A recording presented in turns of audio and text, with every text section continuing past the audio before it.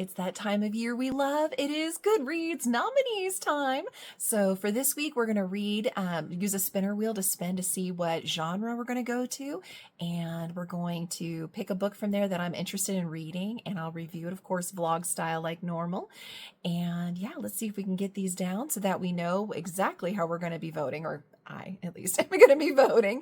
Because yeah, we only get, I think, 2 weeks, and then it goes into the next round where it's a smaller amount of books in each genre. So I'm going to keep going with this and update you like I did last year, and let's see if the ones that I enjoy win.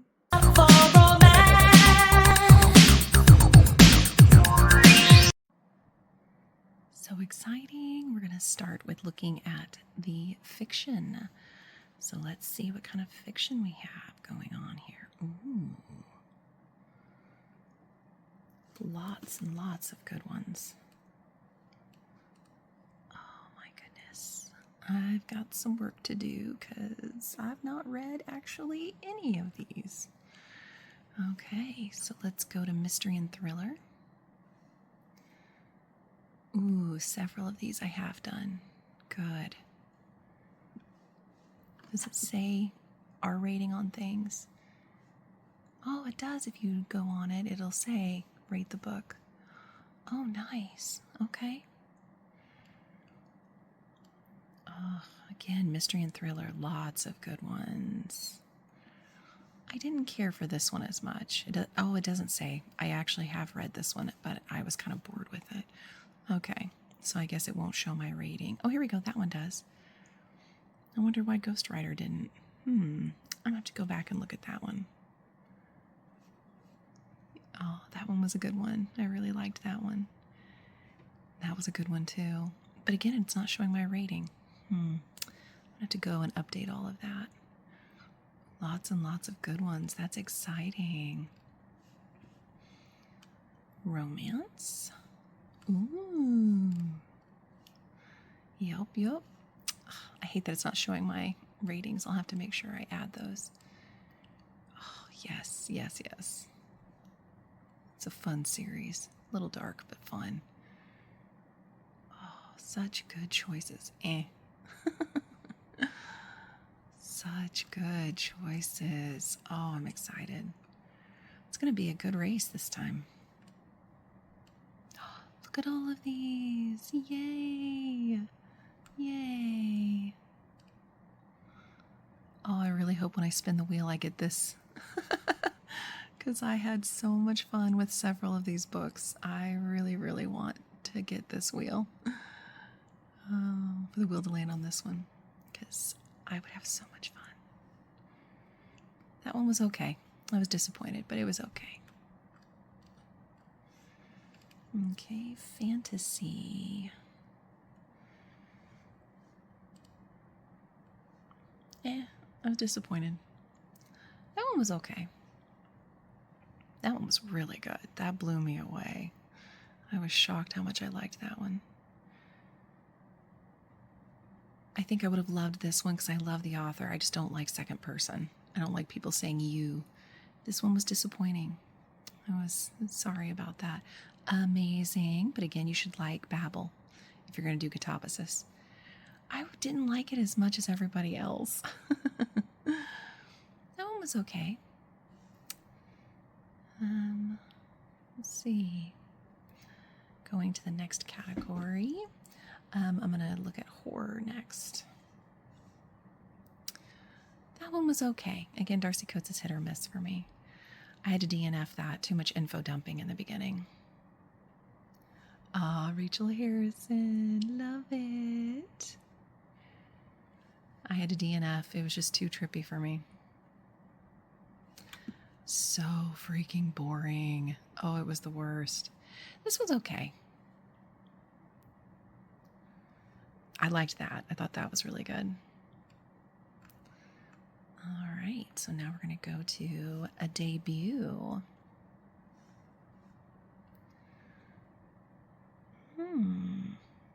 There's several in here I've heard before. I didn't like this one. A lot of people do, but I really didn't.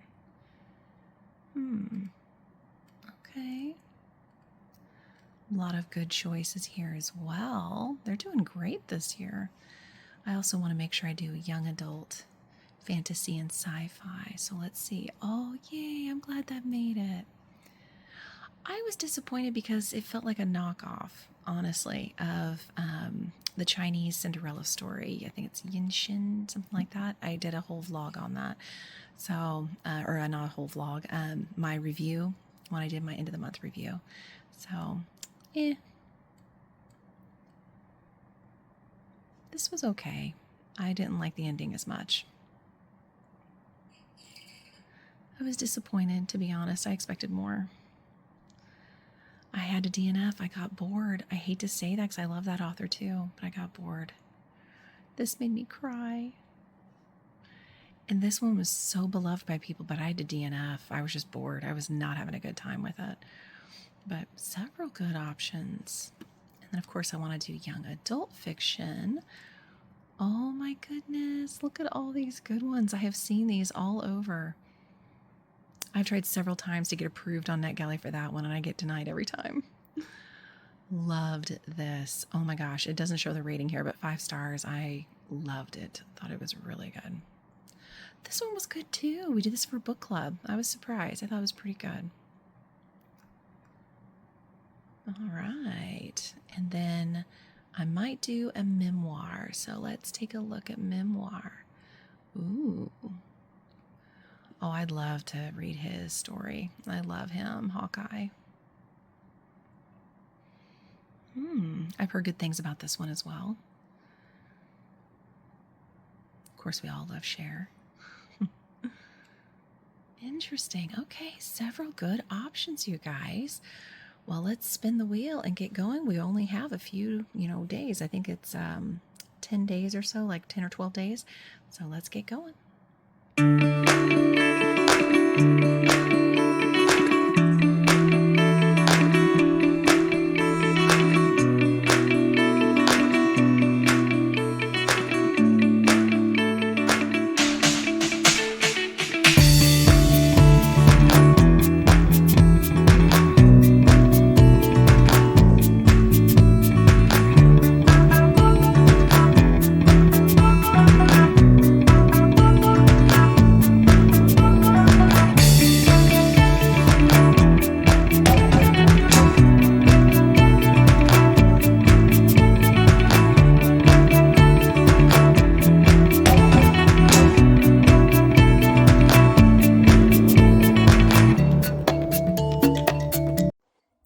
I've gotten to about 26%. I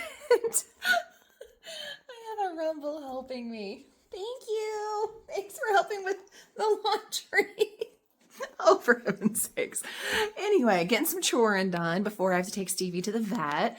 The cats love vet day. But anyway, but he's got like a cold. I mean, he's fine, but I'm not a doctor, so I want to make sure. Isn't that right? Yes. So basically at 26% of Junie, we have the main character, obviously Junie, who is unfortunately a enslaved person. And she and her sister were out playing one day, and her sister died from a tragic accident. Her name was Minnie. And so Junie's kind of trying to still heal from that. Meanwhile, she works in the house as the daughter of the landowner, Violet's personal maid. And she and Violet are actually really close. They like to read, Charlotte Bronte and things like that. They absolutely love reading the classics. And I don't know, would they still be considered classics if it's during that era? Regardless. So they have a good time reading together and stuff and hanging out together. Well, now Violet's mom and dad are like, hey, it's time you get married, especially for money. So they have set her up, so to speak, to kind of meet this guy and his family and try to get the families together. And basically, Junie's like, I don't like this. I don't like this at all. One, because Violet's my friend, and Violet's like, I don't want to get married. I want to be able to be independent and do my own thing. But also, the way it was back then is wherever the girl went, her personal maid went with her. And Junie's like, I don't want to leave my family. My grandma lives here, and my friends are here. I don't want to leave it to go to some guy's plantation far away from here. So she's trying to come up with ideas on how to thwart this for Violet and for herself. And her great plan is to bring her sister Minnie back from the dead. I don't understand why this is the grand plan, but she's doing some crazy magic stuff. And she succeeds in bringing back somebody who looks and sounds a lot like Minnie, but with like glowing eyes. And so that's where we're at right now. Especially for being a debut, I'm really impressed. This is real easy to read, to listen to. The audiobook's really good. And I hate to say I'm having a good time because obviously the whole era of that time has so many things that are problematic with it and disgusting. But I love Junie, and I love the way she sees the world and tackles things. And we've just met the guy that Violet's supposed to marry, his person that helps him, his, I forget the name of valet, I think is the name, is named Caleb, and he seems really funny too, and acts like he knows so much more than Junie because he's a year older. That's so cute to me. But anyway, I'm having a good time with it. I've got lots to do still, so let's keep cracking. I'm now 52% into Junie, and I still really am enjoying the writing style. I still really love the character of Junie and Caleb and even Violet a little bit. But it's dragging on. Like, I feel like at this point you could be wrapping up the book. So I'm getting bored. I'm getting really bored. I'm going to stick it out a little bit longer just because I really do love these characters, but not much is happening, and yet hours have gone by and listening. I'm already 7 hours into this book, and I've got another 7 to go. So, like, I don't know, guys. I may have to DNF at some point, even though I really enjoy the story and the writing style. There's too much of nothing happening, and I'm just bored. I'm going to end on a 3-star for this, and yeah, mostly just because I got bored. I got so bored, you guys. I'm not gonna lie. I faded out a couple times. I was doing the equivalent of skimming for audiobook, where your mind kind of drifts and you think of other things and then you try to come back, and I didn't feel like I missed anything. If I felt like I had missed anything important, I would have rewound it, but I really didn't. Again, I love these characters. I think they're written very well. I think the story's heartbreaking, but good and important, but I was just so bored. So much of this could have just been cut out and made it more fast-paced, made it more engaging and interesting. Yeah, it just wasn't for me. But hey, finishing it means we get to now do another spin.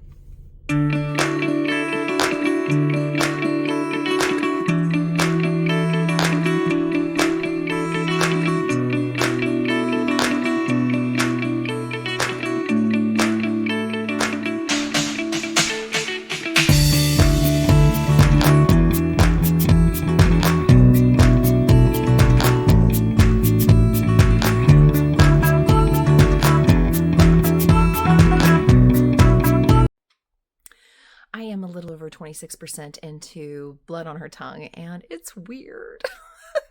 I couldn't believe it when I spun the wheel and I got horror. I'm like, didn't I literally just leave a whole month of horror? Like, no thanks. But anyway, it's weird. We have Lucy, who is on a desperate mission to get to her sister as fast as possible. Her twin sister, Sarah, has been ill, gravely ill, and so she's going to go visit her at her and her husband's home.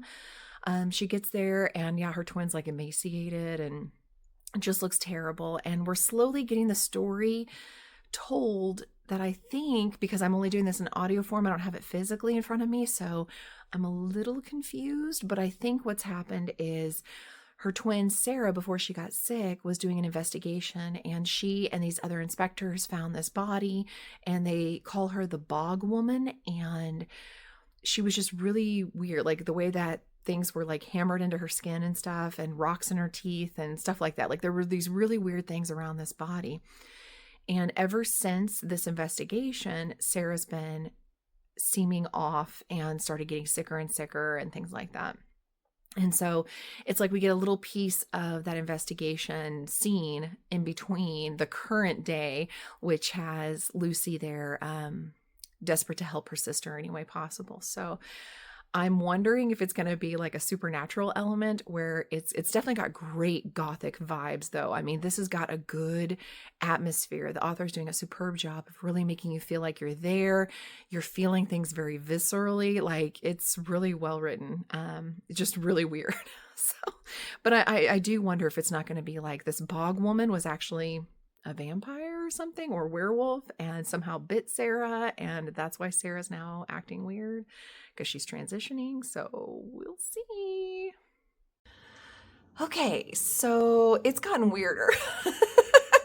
At 50%, a little over 50% now. I don't think it's much of a spoiler to say Sarah dies. She's like gravely ill. So they go to bury her, and her sister is sitting outside of her casket, and she hears,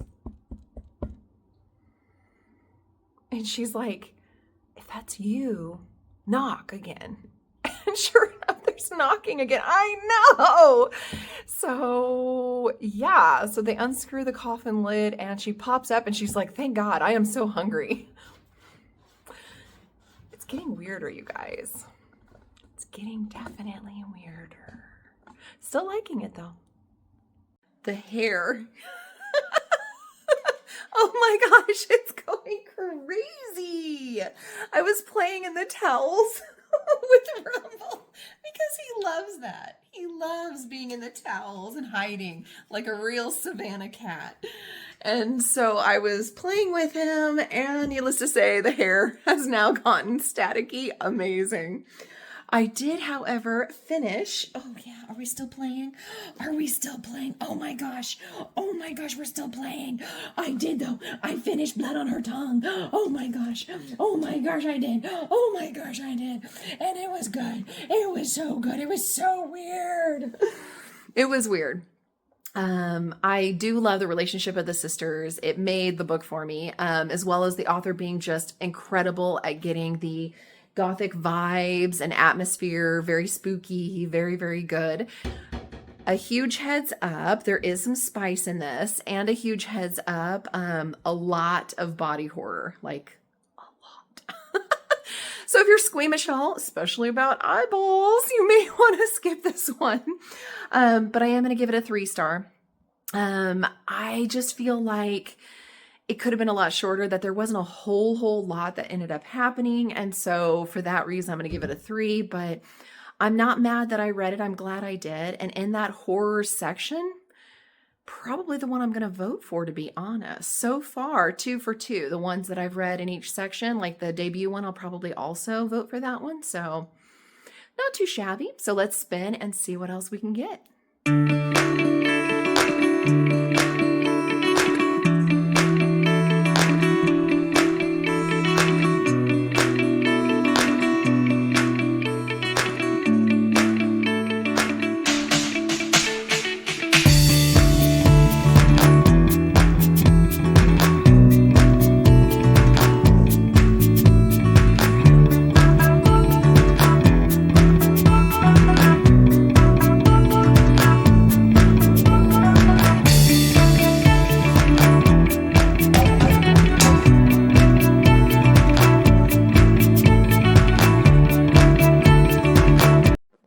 I'm 28% into The 3 Lives of Kate Kay, and the synopsis makes it sound like it's going to be about a girl who writes a book and it becomes like bestseller, and it stars, it produces movies, which then has stars that are playing in it.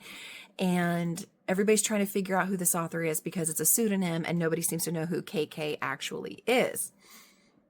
And so at 28%, we were in the childhood of this mystery author, and we were following her best friend, relationship that she had, and the two were very, very close. It was very sweet. Kind of gave off a little bit of romantic vibes for one of them, and but it was very sweet, very touching. They were very encouraging of each other, but a horrific accident happens, and the two are now separated from each other. So yeah, it's taking turns I wasn't expecting, and it's interesting. I will say jumping multiple POV and timelines is a little bit confusing with the audiobook. I don't have a physical copy. So while the audio narrator is really, really good, I might heavily recommend that if you guys read this, you do the physical copy, just because it is a little confusing at times with what character's what and where exactly I am again in the timeline. But I'm having a good time. So far, it's okay. And yeah, I'm invested. I'm invested in these characters. I'm invested in seeing where this goes. I am just a little bit over 80%, and I am so incredibly bored, guys. Right around the 52, 53% mark, I just got bored, and I really haven't been pulled back. It's hard to describe because some of the viewpoints, I'm really enjoying the author's writing style with them. I really care about the characters. But there's so much extra story and dialogue and fluff that really just doesn't progress the story, at least to my knowledge. Maybe something will wrap it all up at the end, but for now, I'm just really, really bored, and I'm ramping it up to 3 times speed. I'm not even gonna lie. And so let's see. I am doing sprints right now. Yay for sprints. But it did allow me to finish it finally, and it is so boring. I'm giving it 3 stars because there's points in the story that are really gripping, and there's a writing style that I really enjoy, but I got to where I'm like, can we just please wrap this up? I was just so bored. I'm not gonna lie. So that's my final review on that. And I think it's time to wrap up the vlog because I need to get this edited and out to you guys. So thanks for being here. Please like, subscribe, send your friends, and I'll see you guys next time.